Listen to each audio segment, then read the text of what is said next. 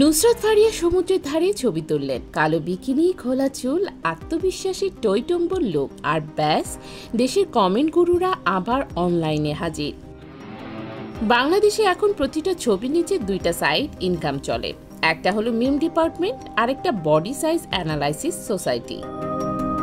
বাংলাদেশের ফ্যাশন দুনিয়ায় আগুন ধরিয়ে দিয়েছে নুসরাত ফারিয়া, কিন্তু আগুন ধরার পর কিছু মানুষ আবার ফায়ার সার্ভিস না, ডাইরেক্ট বুকের সাইজ নিয়ে তদন্তে নেমে গেছে।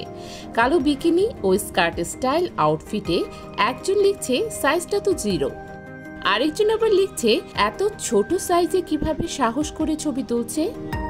কালো রঙের বিকিনি ও স্কার্ট স্টাইল আউটফিটে ধরা দিলেন। খোলা চুল, হালকা সাজ ও হালকা গয়নায় সাজানো ফারিয়ার এই লুক মুহূর্তেই নজর কাড়ে সবার। সমুদ্রের পানিতে দাঁড়িয়ে থাকা অবস্থায় তোলা ছবিগুলোতে তাকে দেখা যায় বেশ সাহসী ও আত্মবিশ্বাসী ভঙ্গিমায়। ঢালিউডের অন্যতম দাপুটে নায়িকা নুসরাত ফারিয়া অভিনয় থেকে শুরু করে আইটেম গানে, নাচ, সবখানেই দর্শকদের মনে জায়গা করে নিয়েছেন। সিনেমার পর্দার ব্যস্ততার পাশাপাশি সামাজিক মাধ্যমেও সরব নায়িকা। নিয়মিতই নিজের বিভিন্ন লুক ও মুহূর্ত ভক্তদের সঙ্গে শেয়ার করেন তিনি। এরই ধারাবাহিকতায় ভক্তদের জন্য সমুদ্র পাড় থেকে শেয়ার করলেন কিছু ছবি। ছবিগুলোর ক্যাপশনে নায়িকা লিখেছেন, তোমার চোখে বেশি লাগছে? তাহলে স্ক্রল করো প্রিয়।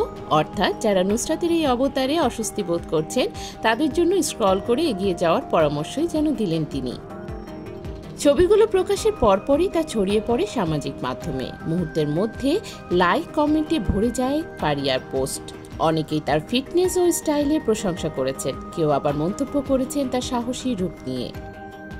অনেকদিন ধরেই দেশের বাইরে অবস্থান করছেন নুসরাত ফারিয়া। এর ফাঁকে এক এক দিন এক এক সাজে ভক্তদের সামনে হাজির হচ্ছেন তিনি। কখনো ওয়েস্টার্ন, কখনো ফিউশন লুকে, আবার কখনো একেবারে ক্যাজুয়াল ভঙ্গিমায়। প্রতিবারের মতো এবারও তার নতুন লুক ভক্তদের মধ্যে আলাদা সাড়া ফেলেছে।